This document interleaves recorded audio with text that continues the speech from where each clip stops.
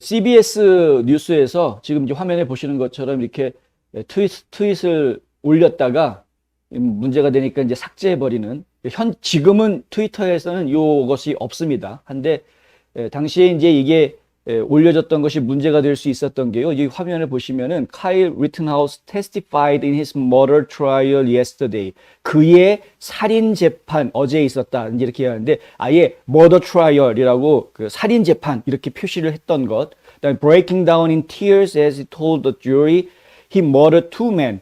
그러니까 두 명의 남자를 살인했다라고 아예 이렇게 살인했다라는 표현.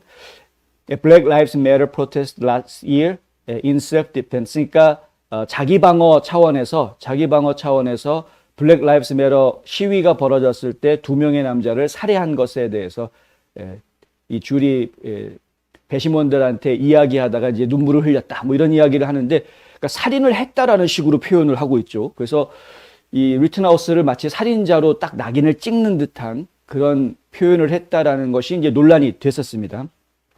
언론들이 지금 이 문제 가지고 어제 있었던 이 재판을 가지고 아주 이게 양분돼 가지고요. 이 좌파 언론들은 살인자다라고 아예 그냥 딱 몰아붙이려고 하고, 판사가 잘못하고 있다 뭐 이런 식으로 이제 몰아붙이는 그런 기사들을 내보내고 있고요. 우파 언론들은 반대로 리튼하우스는 이건 정당방위였다라는 쪽의 분위기로 그쪽 전당방위다라고 결론을 내리지는 않지만, 왜냐하면은 그건 뭐 법원에서 내려줘야 될 판결의 문제이기 때문에 정당방위인 것처럼 이제 그쪽으로 약간 몰아가는 뉘앙스로 보도들을 하고 있고, 검사가 지금 너무 무리하게 하고 있다. 검사하고 판사하고 막 서로 싸우는 그런 모습들을 저희가 영상으로 보았습니다. 근데 검사가 너무 지나치게 다그치고 있다. 묵비권 같은 경우에는 인정을 해줘야 되는데도 불구하고 묵비권 권리를 인정하지 않으려고 무조건 윽박질러서라도 막 그 증언을 받아내려고 막 무리하게 덤벼드는 이런 모습들, 그거를 저지하려는 판사, 뭐 이러면서 좀 이 재판장이 좀 아수라장 같이 이렇게 소란스러워지는 이런 모습들, 그런 것들을 저희가 보았기 때문에 저희가 이제 작년 여름에 이 사건이 벌어졌을 때 뭐 당시 영상이라든가 뭐 이런 것들을 저희도 보도를 했었습니다. 이 리튼하우스 같은 경우에는 나이가 어렸는데 17살밖에 안 된 상황에서 이런 그 AR-15 같은 소총을 구입을 할 수 있었던 점, 이게 이제 불법으로 구입한 물건이 아니냐, 미성년자이기 때문에 이제 그런 논란도 좀 있었고요. 그 당시에 밤에 이제 막 폭동이 매일 밤마다 일어나니까 본인이 살고 있던 동네에서 상당히 거리가 좀 있는 동네였는데 커노샤라는 동네까지 와가지고 자원봉사 활동을 하기 시작하죠. 그 민병대들과 이제 합류하게 되고, 근데 거기서 이제 막 밤만 되면은 폭도들이 일어나가지고 화염 뭐 불 지르고 뭐 경찰하고 막 대치하고 이런 상황 속에서 어떻게 중간에 혼자 이렇게 놓이게 된 그런 상황이 되고요. 도망칩니다.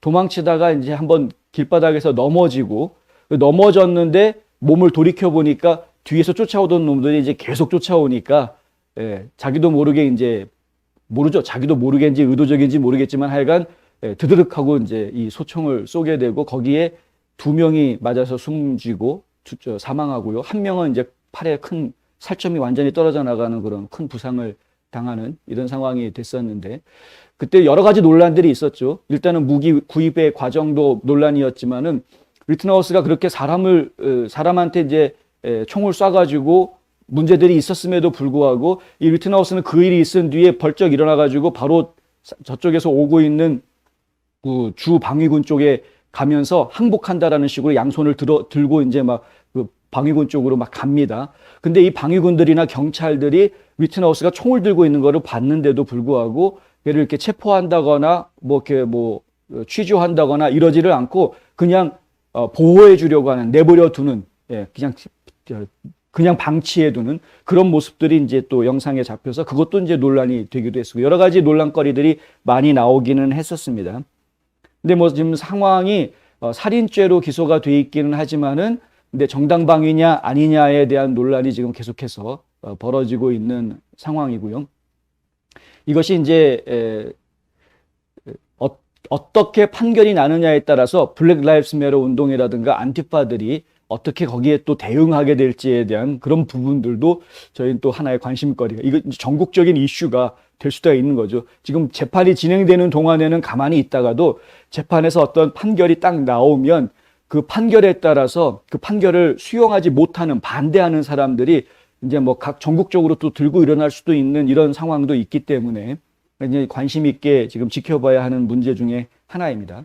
근데 분명한 거는 수정헌법 제2조나 수정헌법 제 14조나 뭐 8조, 9조 이런 것들은 분명히 자기 방어권을 헌법이 보장하고 있는 게 미국이란 나라이기 때문에